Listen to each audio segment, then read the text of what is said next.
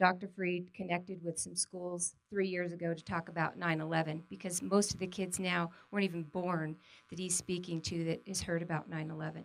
So now he's came to South Dakota. A couple of my friends have gone to New York, and he's showed us New York. So he came this week, and we're showing him South Dakota. And it's interesting the people that God placed in your life. I mean, Ruth Ann, wave a little bit. We worked together 15 years ago. We were able to get Dr. Carson and many other famous people and just people that have done amazing things. So we used to do that in the schools in South Dakota. But I'm not going to take too much time because I want Dr. Fried to come up, or my friend Greg, to come up and share a story about his life, and particularly 9/11. So welcome, Dr. Greg Fried.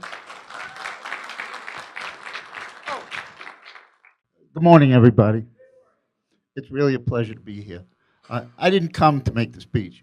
I actually came to visit my friends, the Shucks. So you can thank them if you learn some stuff, if we answer some questions and do things like that. I've been doing this for quite a while. There we go. It's really a delight to be here. In any event, let me tell you a little bit about who I am and who I was. I was the executive chief surgeon for the police department of the city of New York, and I was appointed as a police surgeon in 1980 for the New York City Police Department. I served until I got promoted in 1996 when they made me executive chief surgeon. And I throw the badge up there so I can show off. Show you a little bit about 9/11. We're going to talk about, and you're going to see slides that no one's seen. Well, some of the people, since I've given the talk a few times, some of the people have seen this, but a lot of these photographs have been restricted. They weren't released to the public. This is my picture. I was a young photographer in the 1970s. Once upon a time, I was actually young. And let me go on this side. And the significance of the photo is this is when they started constructing the towers. In 1970s, no one knew that asbestos was poison. And Tower 1, which is this one, had asbestos going up to the 70th floor. So after Tower 1 fell, and they told everyone the air was safe, we knew engineering-wise by the blueprints that there was asbestos up to the 70th floor in Tower 1. Some of the pictures, actually I took this one from the police helicopter. We used to fly over the city and see what was going on, and we'd fly past the tower, and we actually flew between the two towers. This was a magnificent sight in the city. My helicopter pilot, who happened to be a police pilot, loved to show off and loved to drive us through the towers. So you'd get there, and the helicopter would sort of rumble. I took this picture on September 9th, 2001. My daughter was in law school in Brooklyn. She was going to Brooklyn Law School, and those of you who've been to New York, when you look across the East River, you see the promenade, and this was from Brooklyn Heights at the promenade, and one of the prominent features, ironically, was the World Trade Center, and no one knew what was coming. On the morning of 9/11, these 19 people boarded planes. Atta was the ringleader of the group. Now, when we look at them, they look like everybody else. There's no way to single them out and say, these people are going to kill a lot of people by the end of the day. But this was the group. There was a 20th person who never got on board. He backed out. A lot to read, but basically, bottom line was at 8 o'clock, Flight 11 took off from Boston. 8:15, another flight from Boston. Now, these are the significant things that you probably haven't heard about. Number one, the flight attendants knew at that time that the planes were being hijacked. There was no question what was going on. And on September 11th, 2001, the plan was, if you were being hijacked, you cooperated with your hijackers. No one had ever thought that there was a possibility of using planes as a weapon, and you cooperated with them expecting to land in some foreign country. So the FAA and all the people said, just do what they tell you. The third flight, Flight 77, took off from Dulles in Washington, D.C. And now the other significant thing here, and the hijackers planned it, they were all gone to the West Coast. So they all had full tanks of fuel. These are the flight plans. This is what happened. First flight takes off from Boston. starts heading for New York in a normal flight pattern, gets hijacked about here, and makes a detour. Second plane, same deal. Starts across, both from Boston from Logan, and the third one from Washington, D.C., and turns around. Now, there are questions, why didn't they send up fighter jets? Why didn't they do a lot of things? The hijackers knew how to turn off the flight recorders and how to turn off the tracking devices. But the FAA and the Army and the Air Force knew that these were hijacked planes. They didn't know where they were going. And the decision was a split-second decision as to what to do with it. North Tower is hit. This is the first tower that was struck. This is Tower 1. Tower 1 is the one with the antenna. And it was struck. Now, over the radio in New York City, and I was in a car. I was heading into the city. I had operated on 2 patients the day before, and I was going into the hospital to send them home. Over the air, we got a code black, they called it. No one to this day knows what a code black is in the police department, and I have no clue what that meant, but it didn't sound good. But then all the chatter started with the police radio, and we knew this was an attack on Tower 1. Now, I'd been there in '93. I had responded to the World Trade Center when they tried to blow it up. I had taken care of patients. I had sent them to hospitals. So I knew this was going to be a tough day. Tower 1 gets struck at around 8:45, and I turn on a siren. Everybody is leaving Lower Manhattan. Now, I'm going to talk about Manhattan. I'll talk about places, and I'll try to orient those people who don't know Manhattan. I'll do my best. Tower 1 is struck, and it's on fire. Fire department is called. Everyone in the police department, sudden response. This is Tower 2 getting struck 10 minutes later. As I arrived, Tower 2 got struck by the plane. Now, the first plane went in straight. Second plane went in sideways. Here's Tower 2 basically being struck by this airliner. When I got there, when I arrived after the siren, I parked far away because I'd been at enough scenes. I'd been there in '93 when they attacked it. You don't park in front of the building. You're in the way. You interfere with people. I've parked on Lower Broadway. As soon as I got there, I got out of my car. This was lying on the ground. This is a jet engine. This had fallen about, we'll go back to the earlier slide,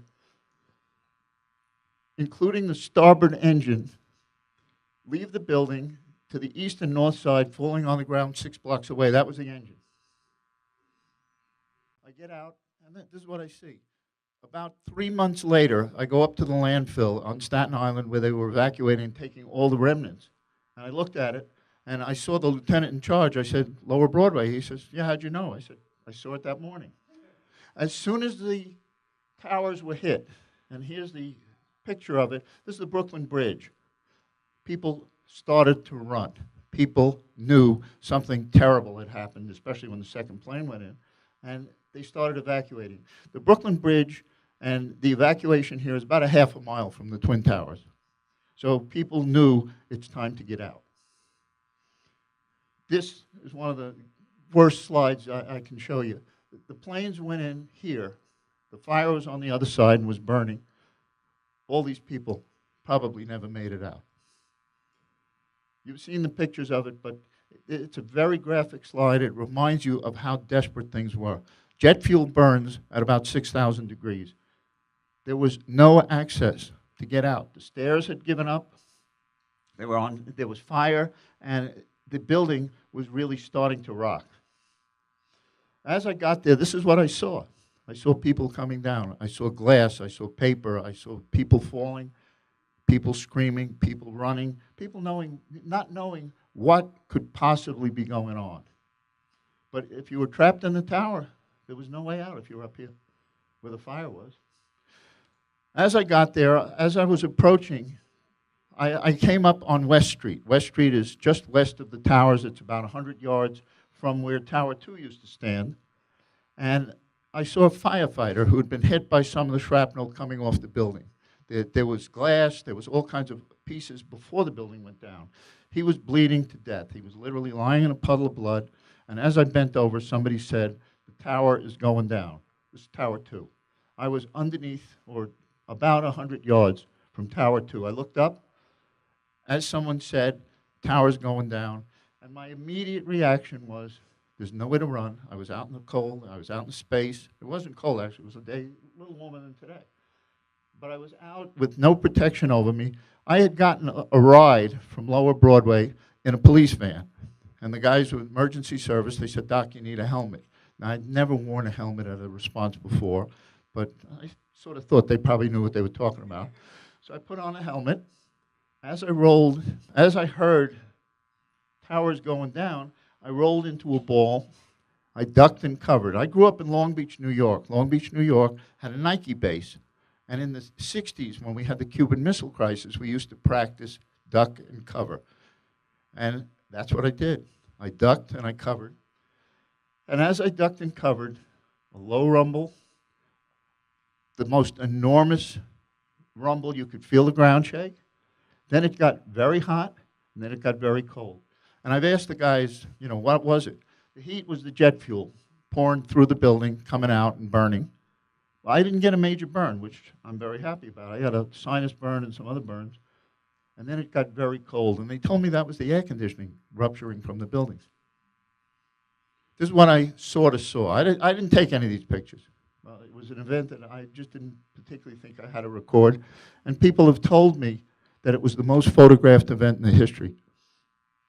This is what it looked like, somewhat. I mean, this simulates what I remember seeing. So I was rolled in a ball.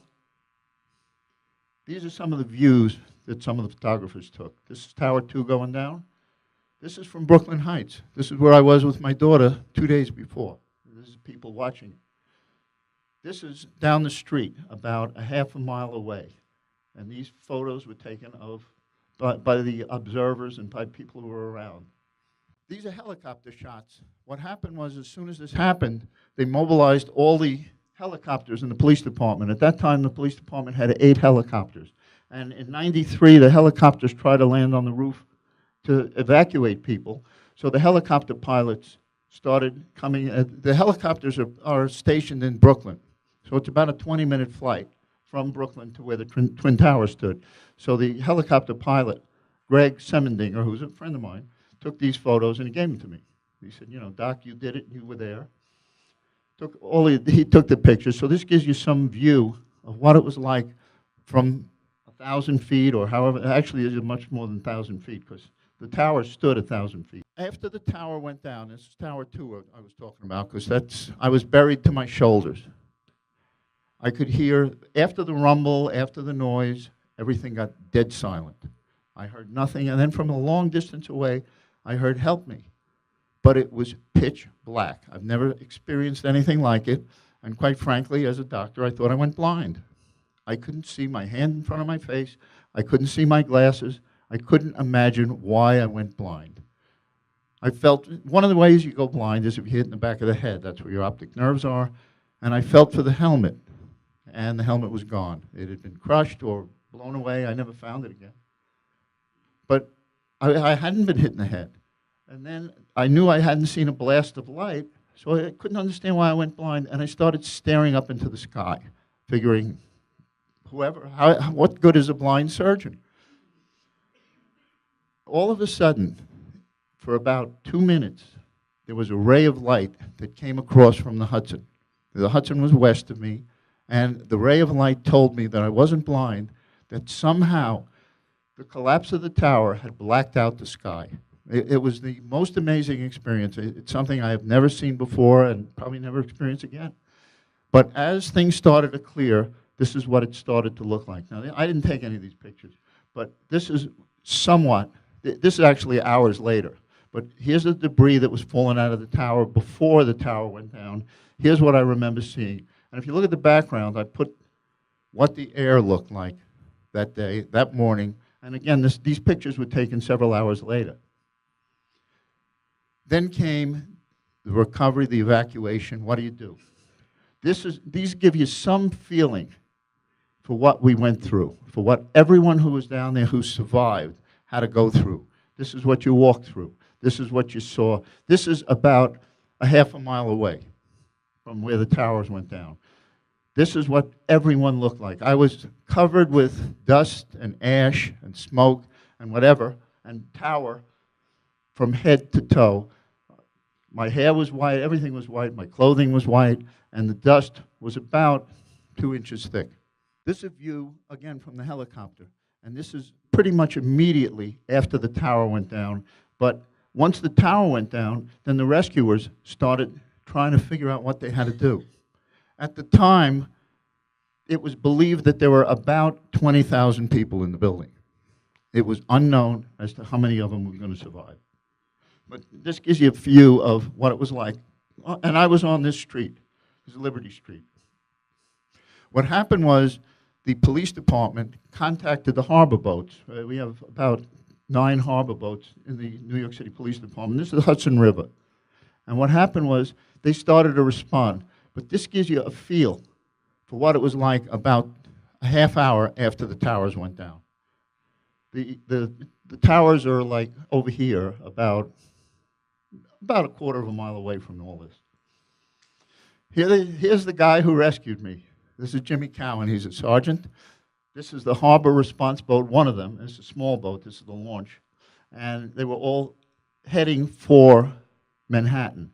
They knew that they'd have to rescue people, that people would have to evacuate, and Jimmy was on it. He told me afterwards, and Jimmy and I had taken rides on the Hudson River in the past. We went out there for the fireworks, for Macy's fireworks and things like that. He and I were friends. And he said he was concerned that the dust cloud would knock out the motors of the harbor boats. They didn't.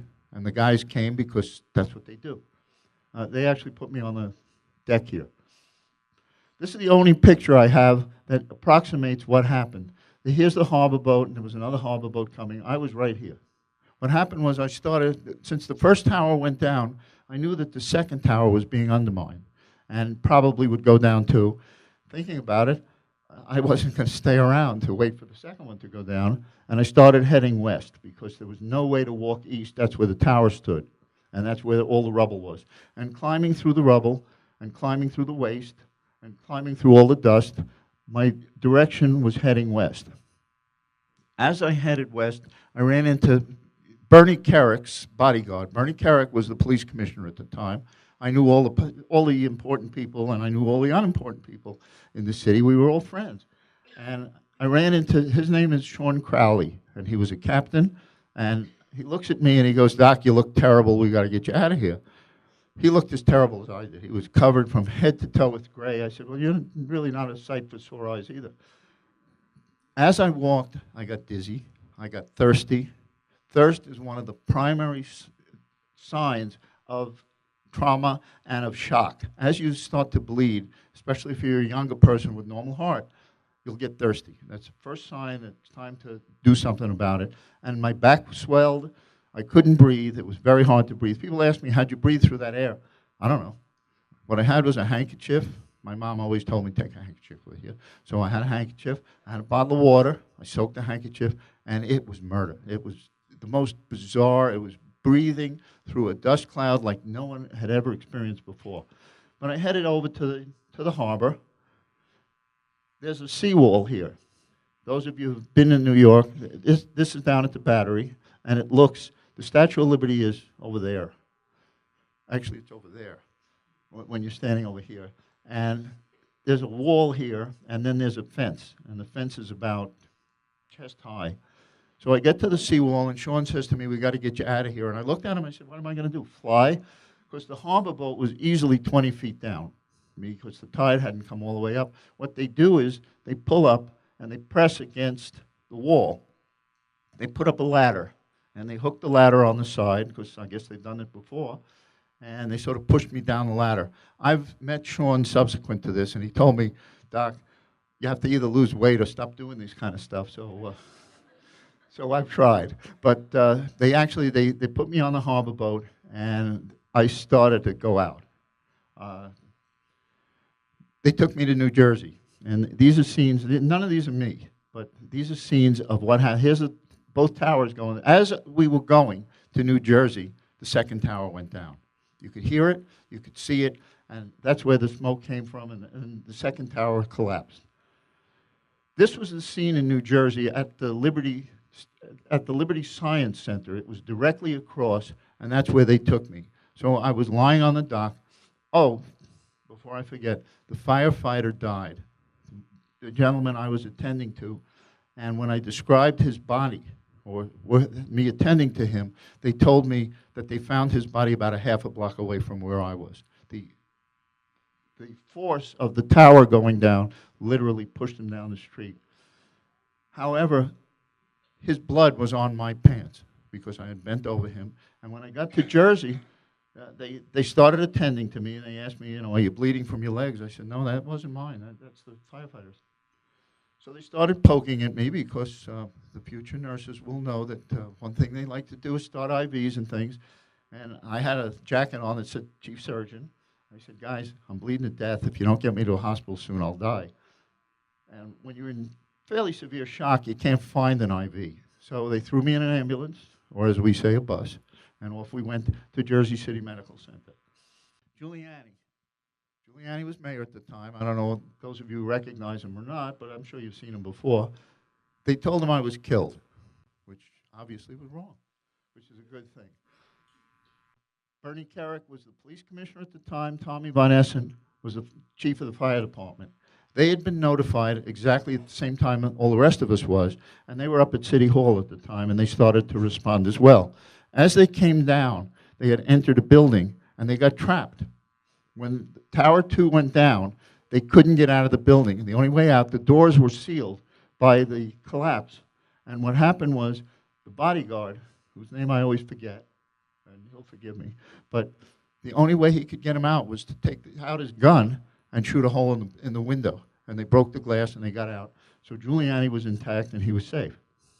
This is what it looked like when the towers went down. I was on my way to New Jersey, and this is the view from the helicopter. That's what happened immediately after. They closed New York City. New York City has, those of you who've been there, has a lot of ways in, a lot of ways out, a lot of tunnels, a lot of everything shut down. This is actually from LA. But they stopped all the air travel, all road travel, all bridges, all tunnels, everything was closed. Nobody was really clear as to what was going on. Now, people have asked, since they knew it was a hijacking and they scrambled jets behind it, why didn't they shoot him down? And we can talk about that, but you're the President of the United States, you're in Florida. They tell you there's a plane heading for the World Trade Center. Another plane just hit it. Do you shoot it down over Manhattan? This is about 400 yards away from Tower 2. This is the Winter Garden Theater. And it's part of the Battery Park City Complex. It's where shows, not shows, but award ceremonies and other things are carried out. And I put these up to give you an idea of how massive and how far the destruction went. And this is what the people faced.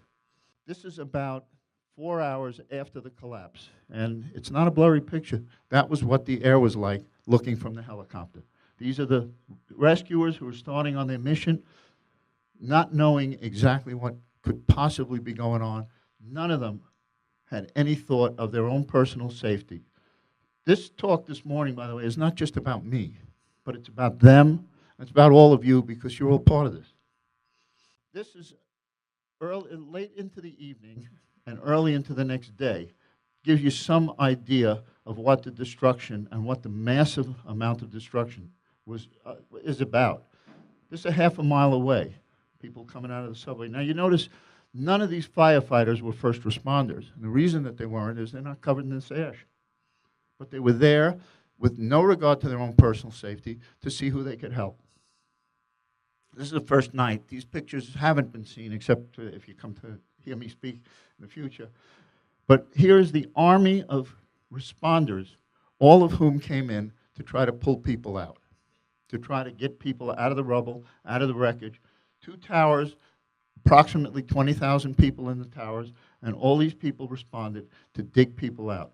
It's hard to tell from this picture, but none of them are wearing masks, none of them are wearing protective clothing, none of them cared about that. All they knew was there were people there and they were there to pull them out.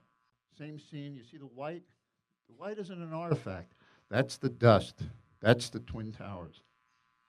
I show these just to give you a feel for what people were facing.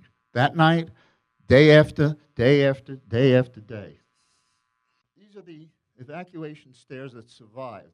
They're between the two towers, and approximately 100 people used these stairs to escape and to get out. Again, the white coating. This is the first night. This is as the towers went down. And it was the most bizarre scene with the facade of the tower lying there just in its own, just sitting there.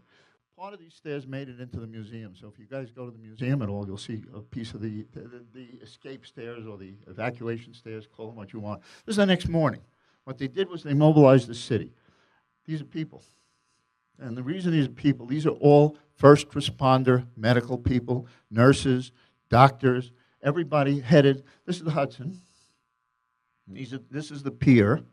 And this is 44th Street, all the way on the west side. This is a mile and a half away from the World Trade Center, because they felt if everybody went down to the Trade Center or to the area, they would all be in the way, and they would all be in danger. It was awful down there. The eyes were burning. You couldn't breathe.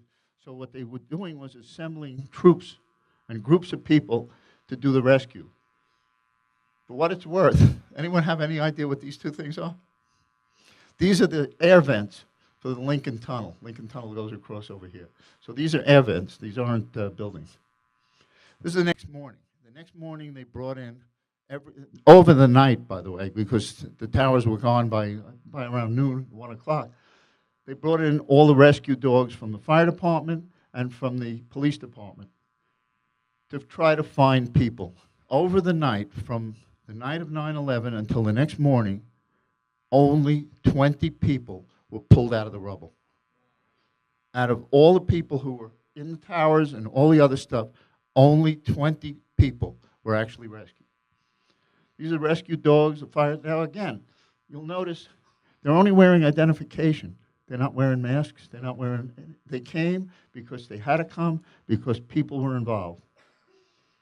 And you see all the ruin and all the wreckage. Here's a fire truck. It was a tremendously difficult operation. The firefighter I had attended to was dressed just like this. And some of them wore masks. Some of them didn't wear masks. The masks, if you wore them, got clogged up with the dust within an hour. So you had to throw them away. So most of the guys didn't even bother.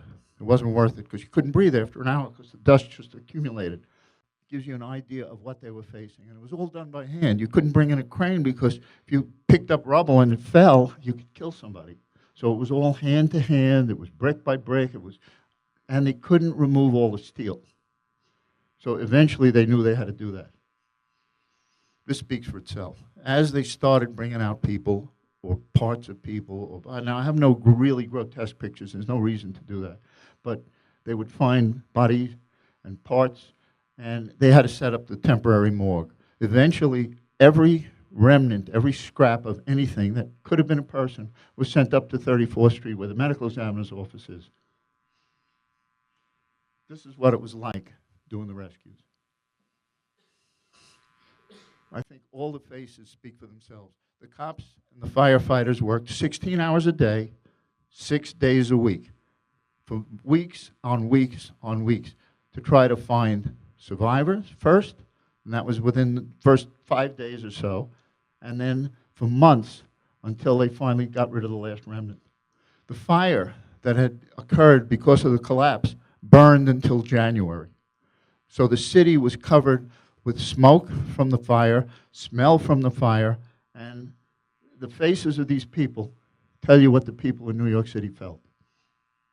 I think this one speaks for itself, too. What happened was everybody who had a loved one who didn't get identified and who wasn't found would put pictures up all over the city. Most of them were downtown. Some of them were at St. Thomas's Church, St. Peter's Church, all these different churches down by the World Trade Center. They put them on the fences. This tells you how many hearts were broken, how many people died, and how many people were missing. Again, pictures of what, now these are all at a distance. They were not under the tower, because anything that was even near the tower was totally collapsed and crushed. Those who've been to New York City, Century 21 is about a quarter of a mile across from where Tower 2 stood. It's there. It's been rehabilitated. It's been resuscitated. All the windows have been fixed. It took them months, but it was one of the sentinel events when they could reopen. So some of the buildings, when they got them opened again, people felt good about it. Tom Pertell was in charge of the command. He was in charge of the recovery and the recovery operation, and he's a chief now. He's still working in Manhattan. He and I stood next to each other on many occasions, and I'll show you a picture of him next. Sean Crowley was the captain for Bernie Carrick. The recovery and rescue operation, well, the recovery operation, not only of the bodies, but of all the other parts of the World Trade Center, was done almost in a military fashion. We had all the blueprints. We knew everything that was there. We knew exactly where everything should be, and as we approached it, the police department, the fire department worked together to figure out how they wanted to approach it and where they wanted to go. This is across the street, and every window in the building was broken. And this is during the recovery operation. These are some of the statistics. 343 firefighters killed, 23 cops, 37 Port Authority cops. Why more firefighters than cops?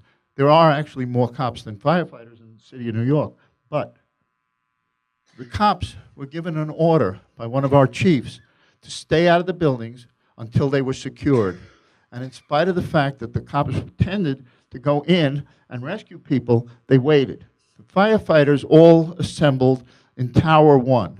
The way a response of a high-rise fire was handled in those days, 2001, is you would assemble the group in the basement or on the ground floor of the building, and then you would approach going upstairs. So all the firefighters, when Tower 1 was on fire, assembled in the ground floor of Tower 1. Tower 2 went down first. However, this is Tower 1, this is Tower 2. In those days, the police and fire radios did not communicate with each other. So the firefighters, all of whom were in Tower 1, never even knew that Tower 2 had collapsed. So they didn't evacuate. Some of them had climbed up the stairs. They had gotten to almost the 50th floor. When they got up there, the sprinklers weren't working and the hoses didn't work because they had been disconnected because of the crash, because it was all interrupted. The way the building was built was they had not anticipated anything like that happening, and they had no ability to bypass where the disconnect was. The elevators failed to work. So firefighters in full gear were walking up the stairs as people were trying to evacuate. 2,500 people killed, but only 1,500 remains have been identified using DNA, using samples, using everything they possibly could. Even to this day, they're still identifying bodies. But there were no bodies. There were pieces, there were scraps, there was hair, there was things like that. There were 5,500 awards for death and disability and payments for injury claims over the course of the last 15 years. In August of 2016, last August, they actually compiled the statistics, and there's an ongoing cancer group. There were approximately, I think it's 5,400 cases of cancer reported in first responders. The cancers are unusual, they're rare, they're unexpected. Prostate, breast, colon cancers, lung cancers in workers. As I told you, the guys who worked there worked 16-hour days, 6 days a week. And most of them did it without protection. Now I want to show you this slide because these are not statistics, these are my friends. Timmy Roy was a sergeant, and he had responded with the bus unit. He had brought large numbers of people down and came back, and he was in and out of Tower 2 evacuating people when Tower 2 collapsed. He was killed. He worked part-time as a roofer, and he's a guy who did my roof in my house. And Timmy was covered with tattoos. I used to make fun of him and say, Timmy, come here, I want to write on your back. No room. So the tragedy is they identified his body by his tattoos. Moira Smith came with Timmy from the academy. Moira was one of the older female officers. She'd been on the job 15 years, and she had a 2-year-old daughter. She was in and out. This is the last known picture of Moira evacuating people from Tower 2. She had gone back in to bring people out, helping them out, and as she went back in, Tower 2 collapsed. This is how they identified her body. This is her shield, which is on her chest here. And they have this and her gun in the museum. Terry Hatton was a firefighter. He was a lieutenant in the fire department. His wife, Beth, was Rudy Giuliani's personal private secretary. And she and I have been friends for years. I knew Timmy. I didn't know him well. Terry, I didn't know him well, but Giuliani, the mayor, had said when they find him, notify me, I want to identify him, I want to see him. They called Giuliani about 2 months later. They said, we have Terry, because they found his helmet. All that was left of him was his jaw. Father Michael Judge was the chaplain for the police department and for the fire department. He was a good friend of mine. Those of you who actually read my book, and we'll talk about it in a minute, but he was the chaplain for Stephen McDonald. He was just the greatest guy. He was a kind, reliable man who was always there for you. He's the first casualty of 9/11 when they list the casualties. And this photograph represents almost a miracle that was performed by him. He was hit by shrapnel. He was hit by debris in Tower 1.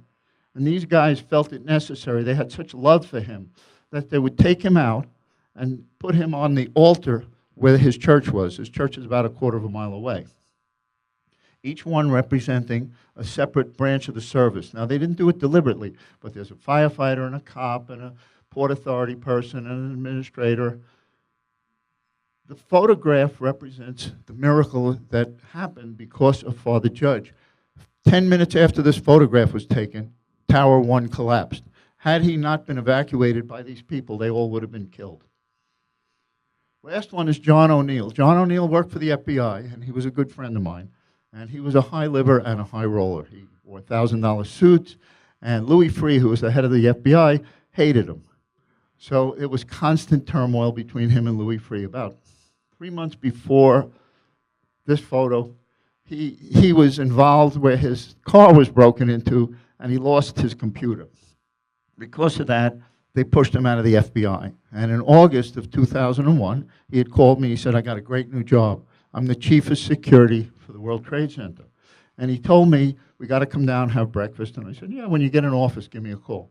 He had gone in. He knew what happened. There are 2 books about him. One is The Man Who Warned America, and one is He Knew. And he knew, because he had been in Afghanistan. He called the White House. He actually called up the White House, and he said, this is bin Laden. That's who did this.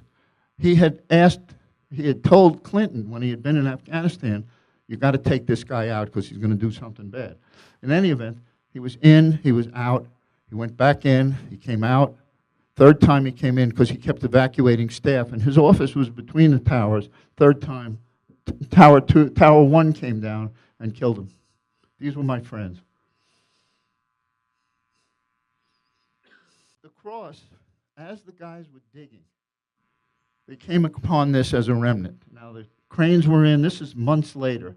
As they were recovering the stuff, the guys were struck by this. And what they did was they said, this is sort of a positive symbol in the face of all the suffering and all the misery and all the death. And they said, this is important to us. Now, whether you're religious or not, this struck people as something really important. And what they did was they took it out. They didn't alter it in any way, and they mounted it. Now it stands down at the Battery. You can see it near the museum. But it stood in a special place, and people just got inspired by the fact that life goes on and people survive. This is me showing off.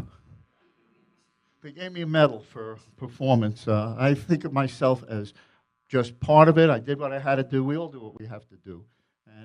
But they did give me a medal, so I figured I'd show it. This is Medal Day. This is Tommy Pertell. Tommy Pertell was the guy you saw who handled the entire evacuation. He's the one who handled the command and the recovery and the work at the Trade Center. He's the one who you saw with the bald head who was reading the blueprints. This is Ray Kelly. Ray Kelly was the commissioner after Bernie Kerik, and he's the one who gave me the medal. And this is Giuliani and me about a year ago. Every year he had a dinner on 9/11 where he would bring back some of us who'd been out, and I assured him that I still wasn't dead. This is today. And this, I show you this because there is outcome, there is future, there's rebuilding. This is the Freedom Tower, and it's done. You can go up, you can see it, you can visit. It's rather commercial. I'm not particularly thrilled with it, but be that as it may. Here's the museum, and I suggest, and I know, I don't even have to tell you, everyone who comes to New York goes to the museum, and it's a very special place. The walls and some actually are the retaining walls, and had they collapsed, the Hudson River would have flooded Lower Manhattan. This, I showed you before, this is the Winter Garden Theater recovered. The Winter Garden is now restored, recovered, useful, and this is the helicopter view now. These are the pools, the memorial pools, and the tower stands here, the Freedom Tower, but they're still working on it, they're still building other buildings, and they're still doing other work, and it's going to go on for quite a while, but it's not all doom and gloom, it's not all over with. It's still recovery, renovation, and renewal. And we memorialize it because it's something that affected all of us. That's it. Now I'm going to give you a plug for my book if you're interested at all. It's not about only 9/11. 9/11 is just one facet of my life, but I wrote a book actually because I was in the hospital and I was telling a couple of nurses my stories, and they said, you got to write them down. So I did. So it's available. It's on Amazon, and it's on the gfreed.md.com if you're interested in it, and you're curious about other stuff. I talk about my training, my years at Bellevue, and things like that. Good stuff and bad stuff. And now I thank you all for your attention. I want you to all, when you come to the city, have a little different feeling about what we went through, but it's not about just us. It's about all of us. It's about all of us together. What happened in New York that day affected everybody's life, everybody's life forever. It changed the country. There's evil in the world, and there's good in the world. And you saw the crowds of good people who responded, who came to rescue people, and they didn't have to. They could have hidden, they could have gone home, they could have done a lot of other things. But it's something that's inherent in a huge number of people. So it's okay to see the 19 bad guys, but it's a lot more important to see the thousands of good people who came and took care of us. I'll open it up to questions.